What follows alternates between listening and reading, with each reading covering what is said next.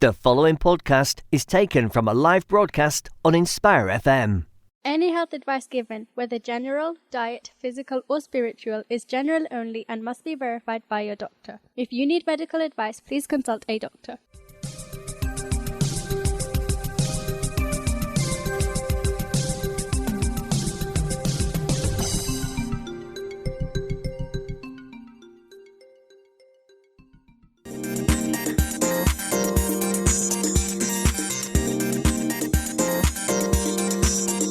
Assalamu alaikum to all our listeners and viewers. I welcome you all to another exciting and educating edition of the Health and Fitness Show. I'm your host Fahad Matin today, and I hope and pray that all of us are fit and healthy by the grace of Almighty Allah.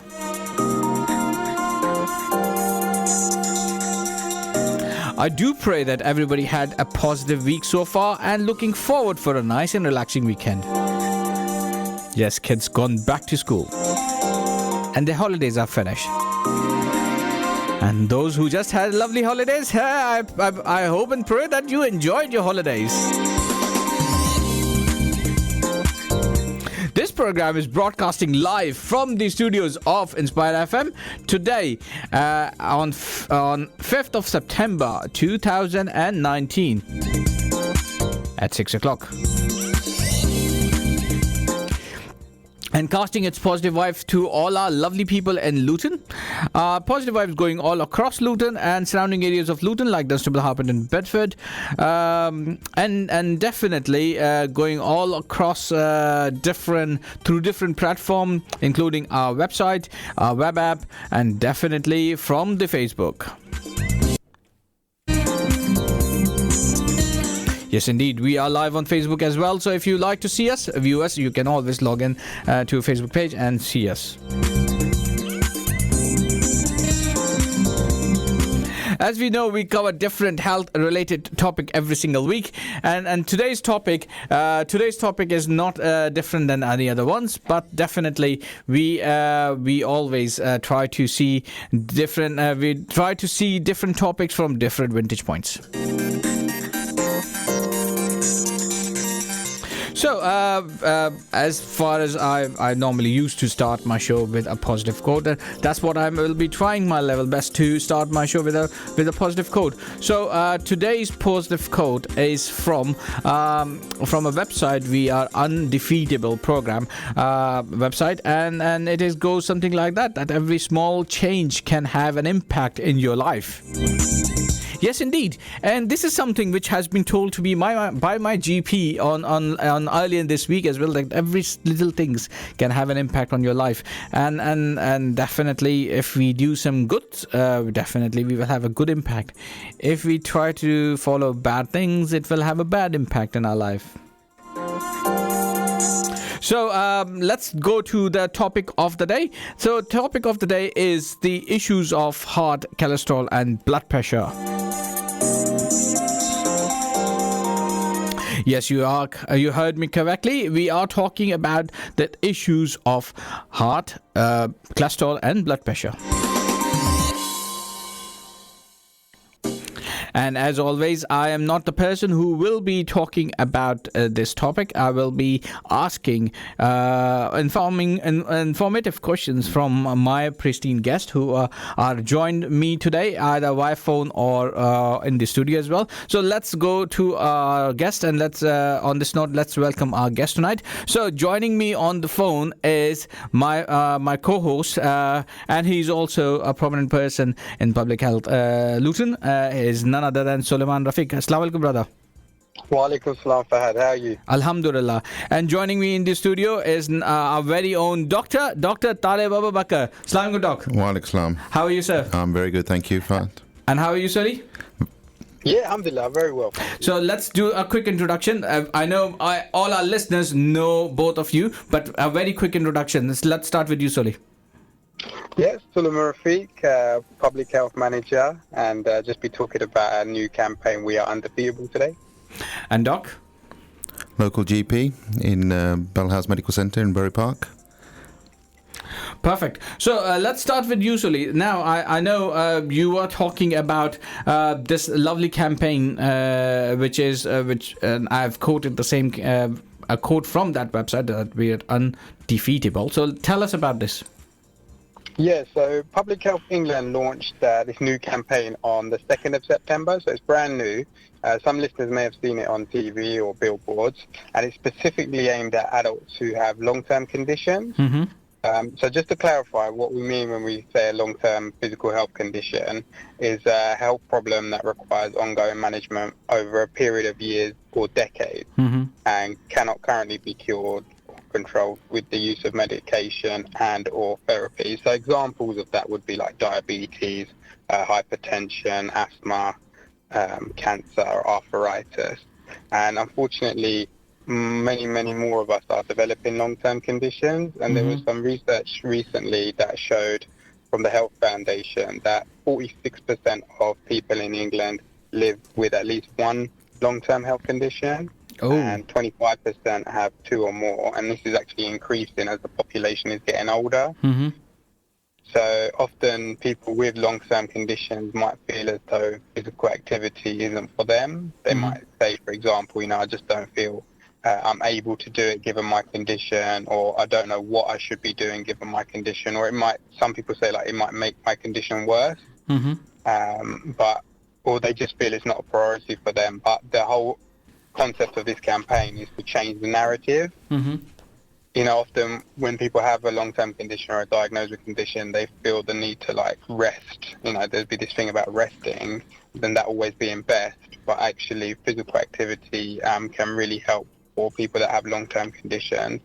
So as I say, this is just aimed at people, all adults really, aged between 30 to 60 particularly.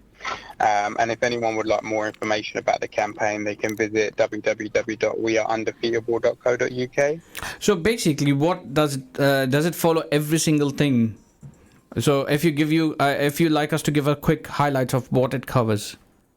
Yeah, so I think it's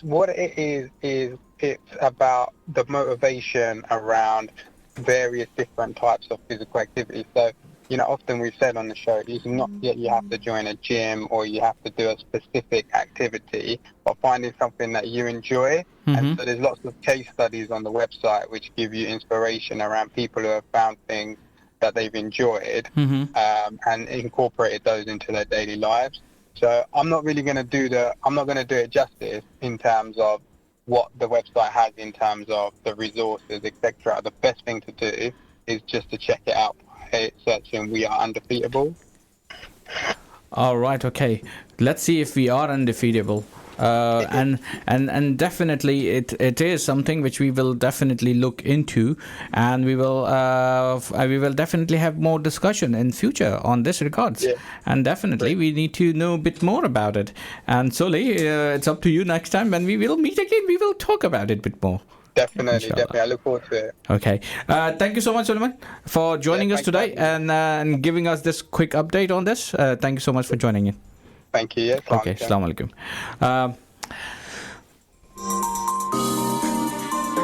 So on this note, let me introduce our guest as our listeners as well. So listeners, if you have any questions or queries regarding our topic today, please give us a call on 01582 481822. I repeat, 01582 481822. You can send your questions via text messages or WhatsApp on 07779 481822. I repeat, 07779 481822. So, Dr. Saab, as we know that we are talking about healthy issues of heart calories and blood pressure, and Suleiman, just tell us about this particular website, and it's, if I'm not mistaken, it's all about having a healthy lifestyle. I couldn't echo any more strongly that what Suleiman said already. We are relying too much on just medicines. And if you look at around the world or past history on people's heart disease and things, it was less. And as the world gets bigger, not in just population but in size, in weight, cardiac disease, diabetes, and also other conditions like inflammatory diseases are going up. So there's a definite link with our bodies not being used to overeating and not exercising. Okay.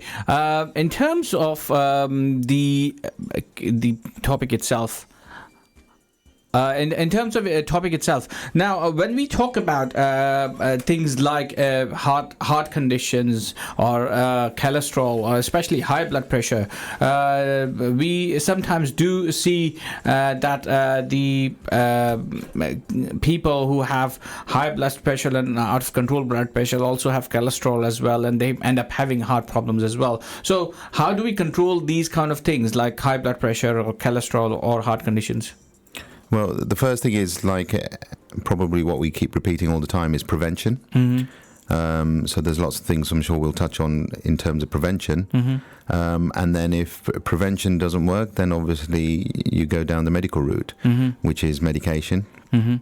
So there's various medications for blood pressure. There's at least 6 different groups of tablets that we can give people. And also cholesterol tablets. Most people would have heard of statins. But even when you're on those, we're only improving them little by little, but actually what you can do health-wise is a lot more.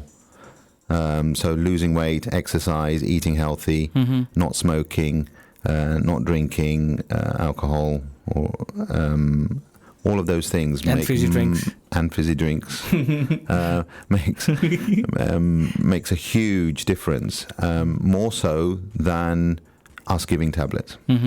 So in terms, as you just mentioned, the healthy lifestyle is most important. So what are the best things to do?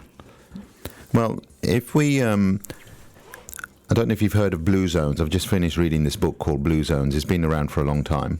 And they looked at 5 different parts of the world where their number of 100-year-olds who are fit and well, but the percentage of 100-year-olds in their population is the highest in the world. Don't tell the UK is one of them.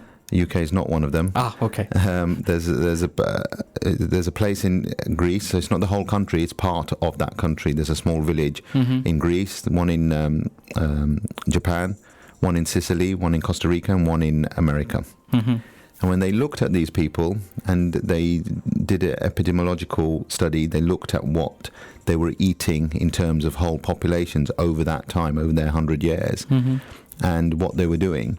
And what they were doing was eating less. They were mostly farmers, so they walked everywhere and did lots of exercise. Most of them had very little meat. They weren't vegetarians, but they had meat once a week as opposed to every day. They ate lots of vegetables and lots of beans. So they had multiple beans. And that was common for all 5. So what that tells us is diet makes a massive difference. So their heart disease rates were lower, blood pressure was lower, their obesity rates were lower, their diabetic rates were lower, and they were living longer. The sad thing is, if you look at that population now, where they've become a bit more modernized, those illnesses are now coming back. So the elderly ones have kept to their old ways. The newer guys have taken on a more modern approach to lifestyle, and that's making a massive difference to them. And their levels are going up. So in terms of cholesterol and blood pressure itself, are cholesterol and blood pressure related to each other? Do they complement each other in any way, shape, or form? Definitely. A good way of looking at it, and this is what I explain to my patients, and certainly when I was first explained it to me, I thought, wow, this makes real sense. So your body is designed to work all its functions. For a man, about 2,000 calories. For a woman, is about 1,800 calories. Okay, or 2,000 for a woman, 2,200 for a man. I can't remember the exact figures. Most of us have about 3,000 calories, and we don't do any exercise. Now, the body doesn't like too much energy in the blood. It's got to be used. It's got to go somewhere. So you use it by exercising. If you're not exercising, or you've put in too much calories to exercise even, the rest goes to the liver, and the liver tries to store it somewhere. It originally stores it in something called glycogen, which is very healthy. It burns off very quickly. But there's only so much that the liver will do with that glycogen. There's only so much glycogen you can make. The rest, if you've got extra energy and you're not burning it off by exercise, the rest of those calories have to be stored in the body somewhere. And that's when you get fat cells, cholesterol, and triglycerides, which is a type of cholesterol. So they then start to be formed, and they have to be stored. They get put around your heart, put around your kidneys, put around your brain, put around your blood vessels, and hence increase in the thickness of the blood vessels, so they start to narrow. And then that's when blood pressure starts to go up. That's when the risk of diabetes goes up, and that's when your risk of heart attack, strokes, kidney disease, all of those things go up. So it becomes a bit of a cycle. So if we can actually reverse the cycle by doing the first things right, by taking less calories and exercising, you stop that cycle going round. The beauty is, even if you get round the cycle and you're having diabetes and high blood pressure or even had a heart attack, you can still reverse and slow down the process by eating healthy and exercising. So when we talk about eating healthy, now everybody has a different mindset of eating healthy. Some people thought that having no carbs or low carbs is the best way. Some people think that having extra protein is the best thing. Some goes to drink diet, like protein shakes diet or general drink, low calorie drink supplements. So in your opinion, what is the best way? To lose weight or to stay healthy? Well, bit of both. Okay. If you wanted to lose weight, I'll just chop your legs off and you've lost weight. It's not a healthy way of doing it. Yes. Yeah? So you're better off doing it a healthy way. If you look at any diet that's out there and put it on a wall and just get a dart and throw at it, and it hits one of them, it will work as long as you stick to it. The difficulty isn't about which diet works, it's about whether you can stick to it. Okay? For a healthy lifestyle, for your immune system to work properly, for your heart to work properly, for your brain, you need a healthy diet. So you need lots of salad, lots of vegetables, a little bit of carbohydrates. Carbohydrates are things like potatoes, pasta, rice. And I use the word little bit deliberately, because what most of, certainly my family and most of Bury Park, I suspect, and Luton, is we have a whole plate full of rice. Yeah, we make a mountain. And everything else on top. And if you're anything like my mum, as soon as you've eaten half of it, another half comes back on, just in case you're starving. So that's way too much. A plate full of rice is 300 calories. 300 calories works out to about 3 miles of walking to burn it off. Whoa. So if you don't want that to be put on as weight or cholesterol, you have to walk 3 miles. Or, easier, is not to eat it. So, instead of that, what's the best thing to do? You said have a little bit of everything. So, do you have to do portion controls? Well, it's not instead of, it is that. It is portion control. It is you have to eat less and of the healthy stuff. So, if you look at energy, so calories, the cheap energy is the sugary stuff.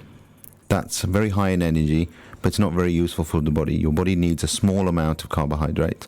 And the processed carbohydrates, so that's sugars mainly, sweets, chocolates, cakes, and things like that, is what we call processed carbohydrate. That's what we call cheap energy. It's not very good for your body. It will give you a bit of an energy, but it gives you a sharp boost, but then it doesn't stay. Whereas things like sweet potato, wild rice, brown rice, it tends to go a little bit slower. So that is better. And then you've got your green vegetables, your tomatoes, your cucumbers and things like that. Every meal should have that in there. And that gives you other vitamins and things and proteins and fibers that your body needs. And then the meat side, you can get meat, chicken and fish is far better than lamb, beef, etc. Because they're very fatty and they're more likely to do harm. Whereas fish and chicken tends to be better. Obviously, the more natural, the better, and not the factory-produced ones with lots of hormones in. And what the studies are showing is the less meat, the better. So less meat, the better. And the best thing to do is to portion control, because that's the only way forward. I think so. Portion control of healthy things. Now, we all live to be happy as well. So some of us will. I'm a chocolate addict. Likewise. Yep. So I find it very difficult to stop. So once in a while, it's okay to treat yourself. So it is looking forward to I think I was saying to you the other day, when you haven't had chocolate for a whole week and then you suddenly have that one piece, it tastes amazing. Because our body gets used to the sugar all the time. Then you want more, and then you want more, and then you want more. It doesn't taste as good, so you end up having more. So it becomes addictive. Yeah, no, I absolutely agree with you, because when you said that, I said, okay, let's put it in action, because I was not having any ice cream since last 2.5 weeks, because one of my bad habits is having ice cream every single night. So that's something which I said, no ice cream. So yesterday I had that piece of ice cream, and I must say it tastes even better than which I was having it every single night. So yeah, absolutely correct on that. So I'm not saying don't have it at all, and I'm a good example of that, because I go through phases where I do, but I do a lot of exercise and I'm conscious about what I am eating. So you're a marathon runner. You put all of us to shame in seeing you so fit and perfect. Well, it's really good to see other people doing it. I mean, in Luton now, if you look at Parkrun, there's 350 people turn up to Parkrun. Every time you have me on, I'm going to mention Parkrun, because I think it's a fantastic thing. That is a fantastic thing. 350 people at 9 o'clock on a Saturday morning. And the best thing for me is a lot of our community are joining in now.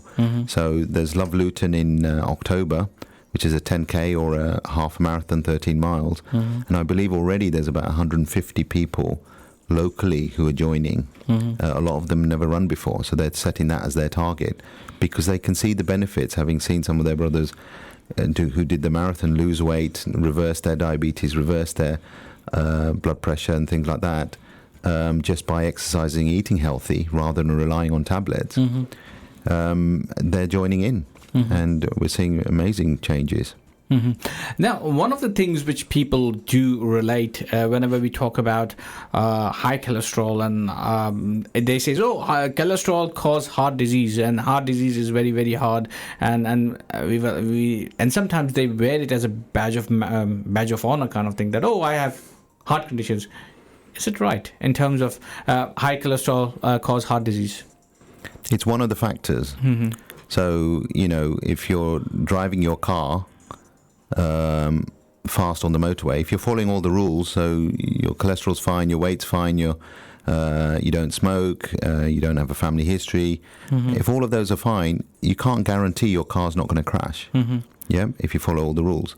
But the more risks you add on, the faster that car's going, the more risk you're at of something happening. Does that make sense? So if you're smoking, that's a much bigger risk than cholesterol. I have to treat 125 people with statins to save one heart attack. I have to stop 2 people smoking to save one heart attack. So smoking is by far the biggest thing. Now people say to me, I've got a family history, so obviously it's going to happen to me. Genetics. Well, genetics does play a big, but it's 1.5 times the risk. Smoking is 5 times the risk. So smoking is, family history is 1.5. So what that means is you have to work harder at your diet and harder at your exercise, and you can put that date back. So personal story, my father had his heart attack at 55. He used to smoke. He'd stopped for about 5 years, but still had his heart attack at 55. We were very young then. But he completely changed his lifestyle, walked everywhere, stopped eating rubbish, had already stopped smoking, and he lived to 83. Now, do I then think, I've got until 55 to have a heart attack? No, I'm going to make sure that I do my exercise, make sure I don't smoke, make sure I do portion control in my diet, make sure I don't eat all the rubbish that I shouldn't be eating. So, inshallah, that date will go further and further away. You may not have the heart attack, inshallah. I may not have the heart attack. Yeah, I know it's a painful experience I've been through, and I will suggest nobody should go through that experience, because it's really the sad thing for me is I'm seeing patients very young having it, and it's not. I'm one of them. So you can't change your family history, but you can change all the other risk factors, and those risk factors are massive. And once you make change, they've shown lots of evidence to say that it reverses things. So if you're, cholesterol is like a blocked drain. It starts to clog up and it blocks, and then that's your heart attack. Oh, wow. Okay. Definitely. And these are the things which we have to keep our mind open and make sure that we should keep it under control, and that's the best thing to do, is to have a keep healthy lifestyle. And on that note, I must say, wow, the time has passed so quickly. We are approaching towards our ad break, and when we come back, we will definitely talk a bit more about what is the reasons and what are the foods, best foods to have and avoid, and how to keep a healthy lifestyle, and what are the best things to do, like in terms of exercise routines and diet as well, and what are the best times to eat. So all these things and bit more. And when we come back, we will all discuss this with our GP, Dr. Abubakar. Till that time, Assalamu alaikum.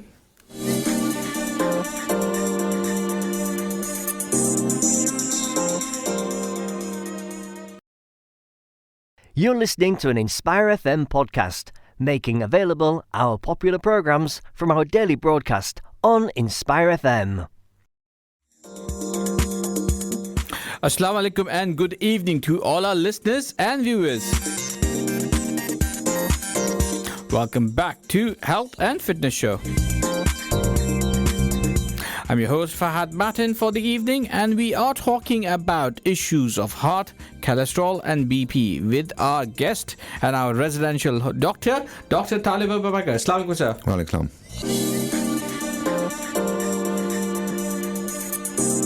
This program is broadcasting live today on 5th of September from the studios of Inspire FM for our lovely people in Luton and the surrounding areas of Luton, like Dunstable, Harpenden, Bedford, and being listened from our different platforms all across, and also being lively viewed. You can view us live on Facebook.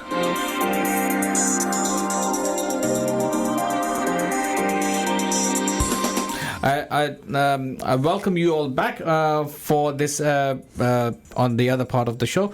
Doctor, before we went on break, we talked about healthy lifestyle, and we were constantly talking about heart conditions, cholesterols and blood pressure. But what is blood pressure? Blood pressure, the way I try to explain to people is, radiators, your gas central heating system. The radiator is designed for a certain pressure. Mm-hmm. If you go above that pressure, then it starts to wear down. If it goes sky high, then it might break and burst. Mm-hmm. So for us, at the moment, the normal blood pressure is 140/90. Mm-hmm. For some people, we would aim for lower than that. Mm-hmm. But if we hold on to the number 140/90 for the moment, and there is research suggesting we should go lower than that. 140 is when your heart squeezes. It's the pressure that's left in the blood system, your blood vessels, when the heart squeezes. The second number, 90, is when the heart relaxes. It's the pressure that's left behind there. Mm-hmm. So if you imagine you've got a blood pressure of 170, 180, mm-hmm. then that's wearing down your blood vessels much more quickly. Mm-hmm. And that damages, so you might get a rough blood vessels rather than a smooth one. Mm-hmm. The problem with that is over time, over a long period of time, that might start to become leaky, or the roughness starts to attract things like cholesterol and platelets, which then stick to it, mm-hmm. and then that narrows the blood vessels. Mm-hmm. And if the blood vessel starts to narrow, and then it suddenly blocks, then whatever it was supplying, mm-hmm. whether it was part of that brain or part of your heart, that's your heart attack, or part of your brain, that would be your stroke. Mm-hmm. Mm-hmm. So other things that it can cause is you have blood vessels everywhere. So you have blood vessels in your eyes, you have blood vessels in your kidneys, you have blood vessels in your legs. So all of these conditions, kidney disease, eye disease, all of them can be affected if your blood pressure is too high. Okay. So yeah, it means it is kind of a doorway towards problems if you have a high blood pressure. One of the doorways. So just because you've got high blood pressure doesn't suddenly mean that something's going to happen. Mm-hmm. What you want to do is see it, a bit like you're driving your car and one of the hazard lights comes on. You think, oh, something's gone wrong. I need to have a look. Mm-hmm. Don't ignore it. Go and get it checked.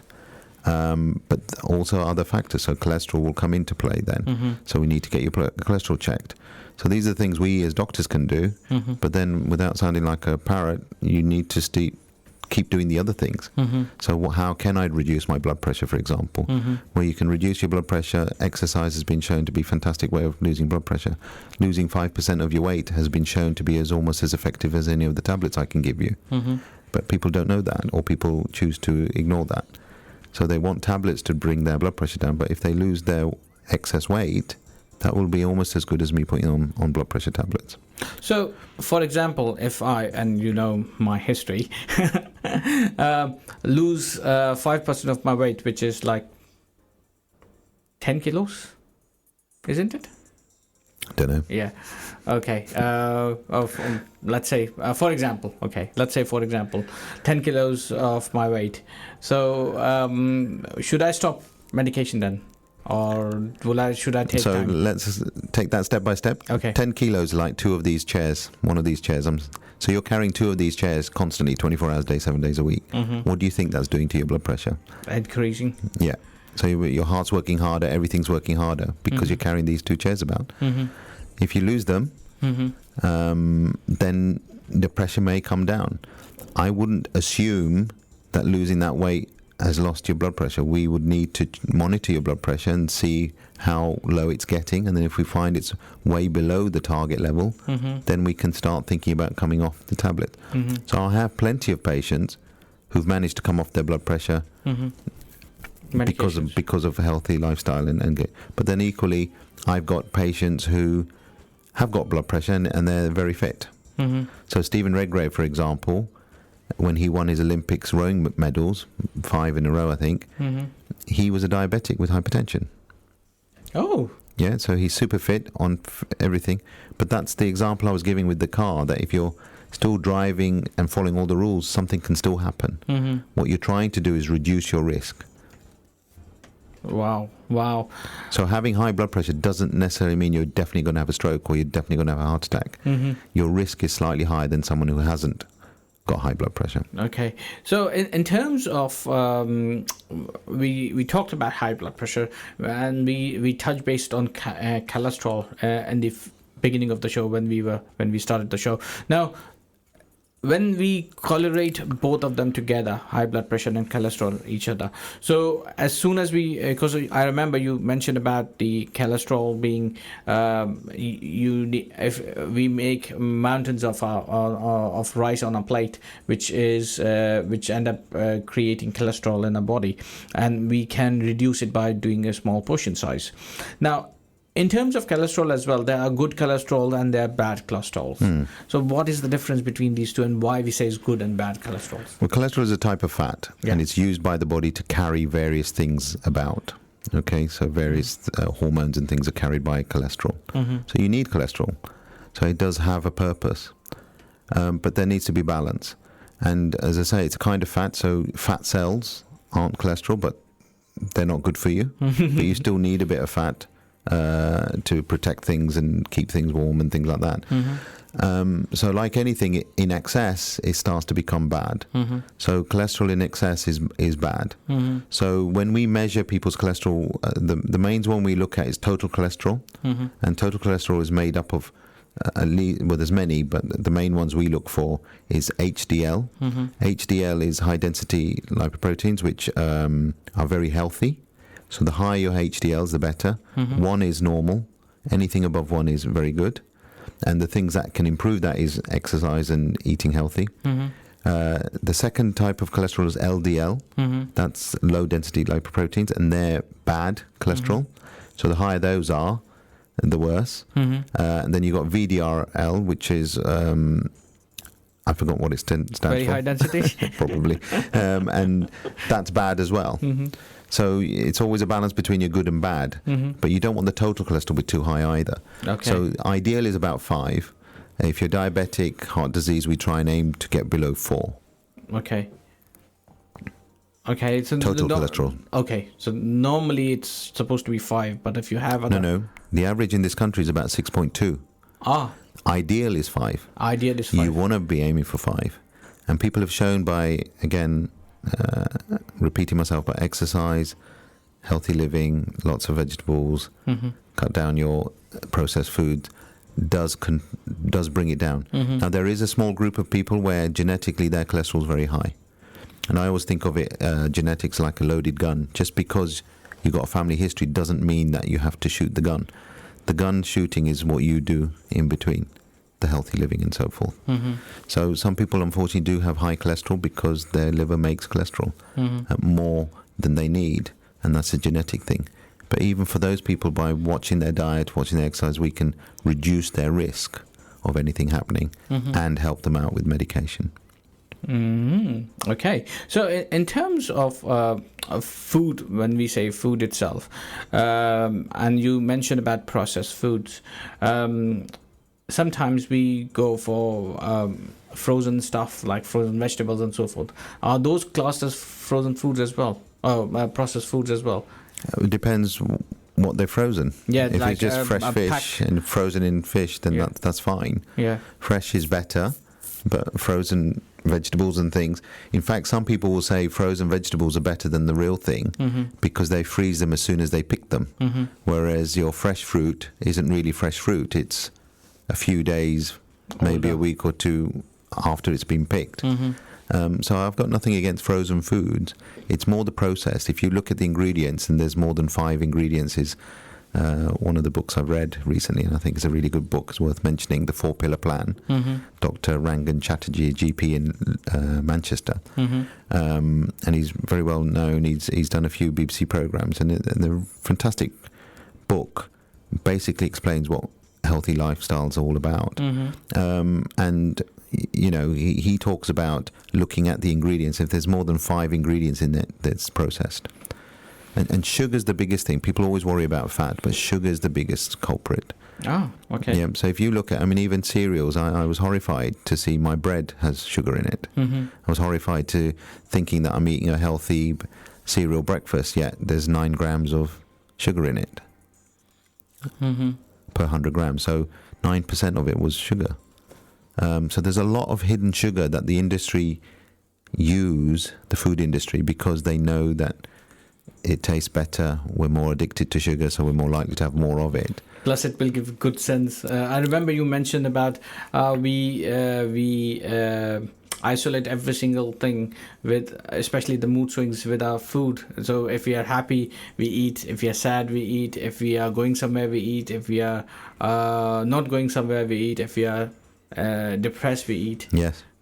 When we're celebrating, we eat. Break fast, we eat loads. Exactly. So, you know, culturally and habitually, we our emotions are linked so much to food. It's not like smoking. Smoking, you can stop smoking and never have another cigarette. So the harm of smoking is so huge, yet you can stop and then you don't have to have another cigarette. Because we've got to eat to survive. So that's where habits form. So it's about learning habits, you know. The easiest thing for me is my wife's very strict and just doesn't buy me chocolates. Then I sneak away somewhere. and have KFC. So it's not easy. No one's saying it's easy, but you know, living with a stroke, living with a heart attack is much harder. Yes, indeed. Now, in terms of foods, which I know you talked about medications. Now, one of the common things when you speak to a common person, oh, you have a high blood pressure, oh, you have a high cholesterol level, or have a heart problems, the first thing their thoughts will be medication. And you said the best thing should be doing is prevention first. But if they are going for medication, definitely they need to speak to somebody like yourself. And what are the best advice they should get? Well, I'll always start off with lifestyle. So the things that we keep repeating, but I think it's... I still see lots of people the opposite way. So either my message isn't getting through or the government's message isn't getting through. So I'm quite happy to keep repeating. But lose weight, exercise, eat healthy. Massive things. But you know yourself, losing weight is not easy. Putting it on is easy, but as I said, living with your heart attack and stroke is much harder than trying to lose weight. And the losing weight is often the easy part. It's keeping it off. And how you keep it off, because I've got plenty of patients who've lost more than their whole body in terms of weight over a period of time. So losing weight, as I say, all diets work. It's not about losing weight. It's about maintaining that loss of weight. It's maintaining a habit so that when something goes wrong or stressful time happens, that you don't go back to your old ways of eating badly, or you're rushed and you don't have time for lunch, and you think, okay, you know what, I will have that KFC. It's making sure those habits don't creep back in. So it is hard, but as I say, if you concentrate and you actually focus on it and do it in a group, do it as a family rather than individually, you will start to see massive changes. In terms of medication, yes, I mean we can go through the ins and outs of all the medication, but there are main groups. So there's ACE inhibitors, which help reduce your blood pressure working through the kidney. There's amlodipine, so calcium antagonists, which actually work on the blood vessels and dilate them out, so you've got more wider blood vessels to try and reduce the pressure that way.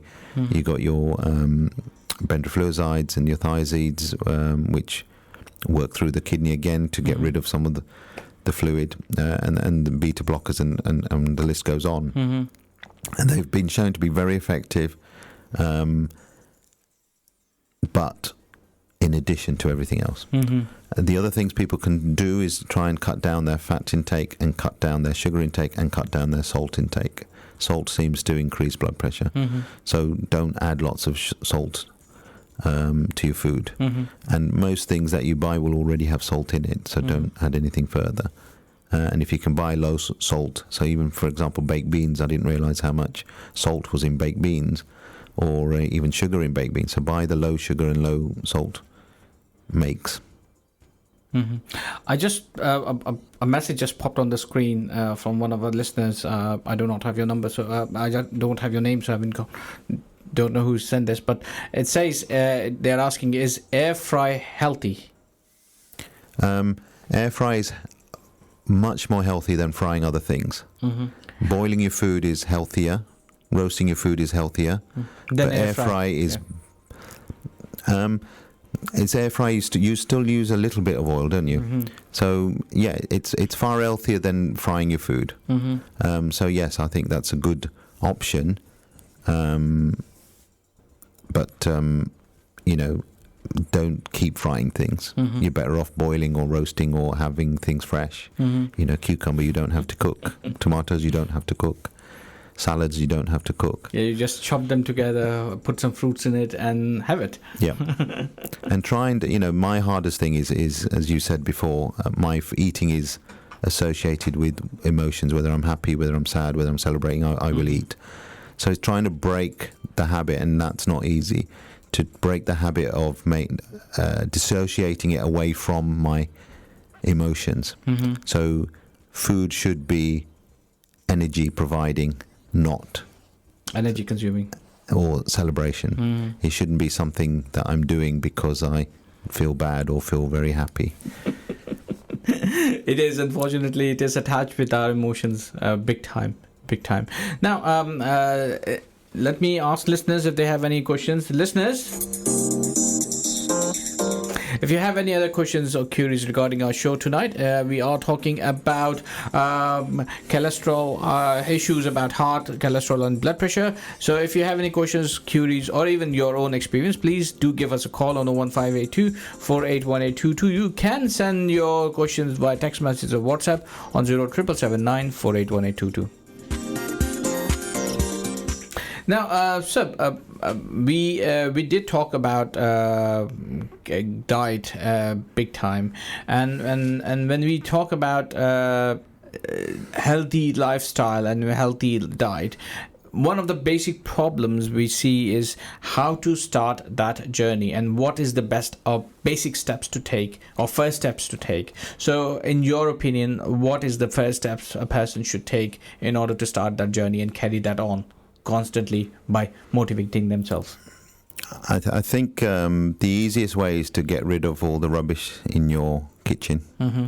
So crisps, sweets, cakes, just get rid of them. You're less likely to go and raid your pantry if those foods aren't there. So that's the easiest thing. And then when you go shops, buy your fruits, buy your vegetables. And have more of them available. Try and cook your food fresh. Reduce your rice. Have more salad instead of rice, for example. So they're the simple things that you could try. And the more times you do it, the easier it gets. The other tip I would suggest to people is plan their meals. So if you do your shopping on a Saturday or Sunday, think about what you're going to have for each of the days.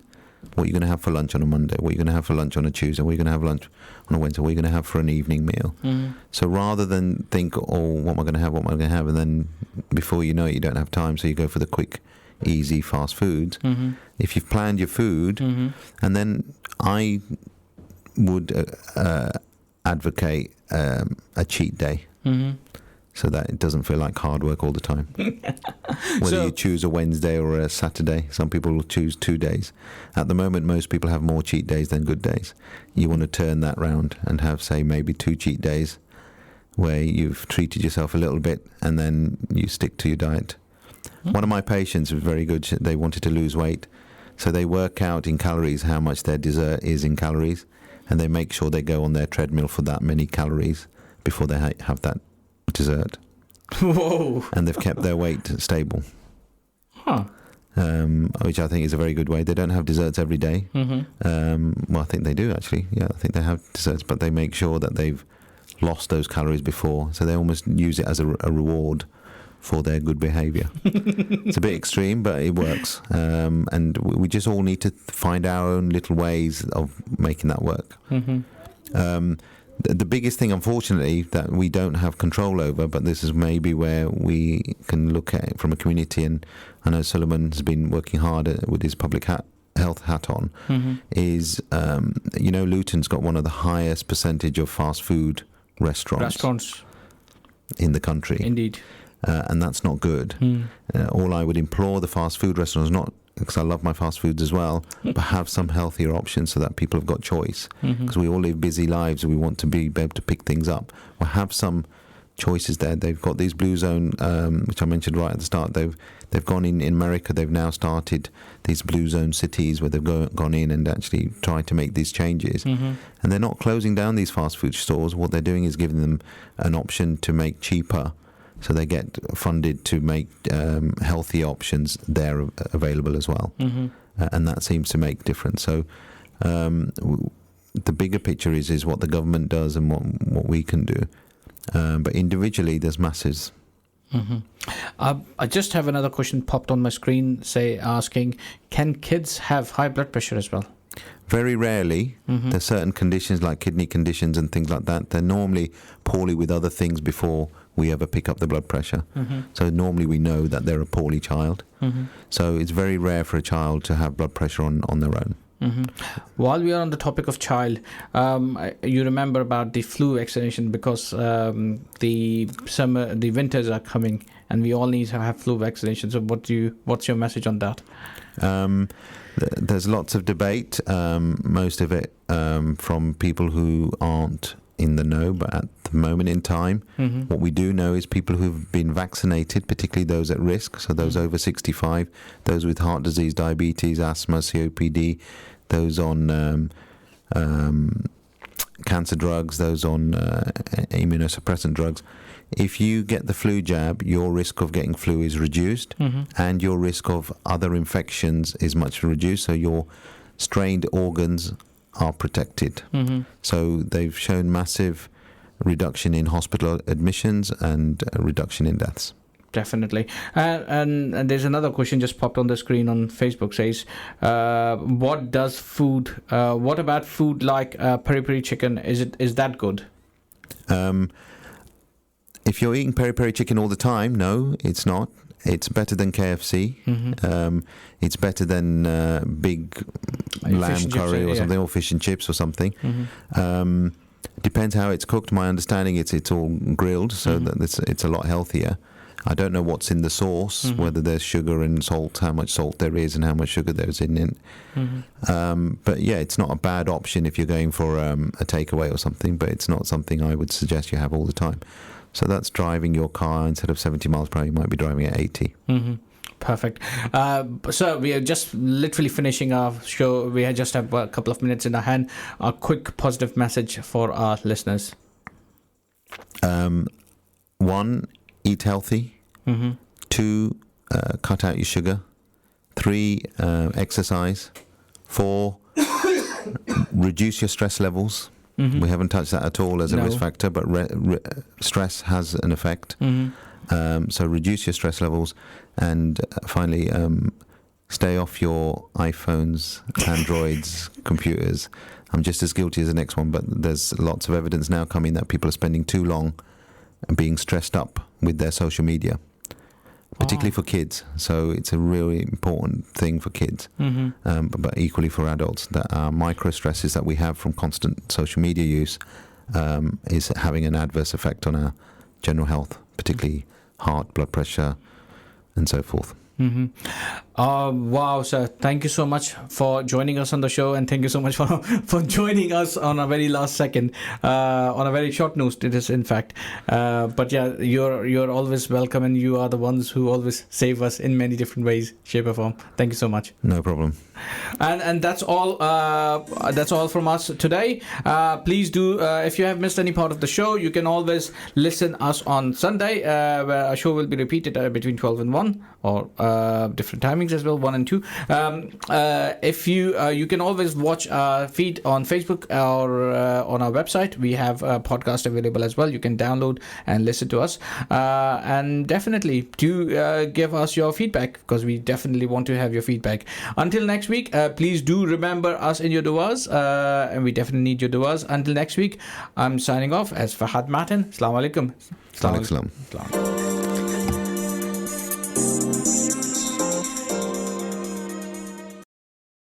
Thank you for listening to our podcast. Why not tune in to our live stream at inspirefm.org and follow and subscribe to our social media platforms at Inspire FM Luton.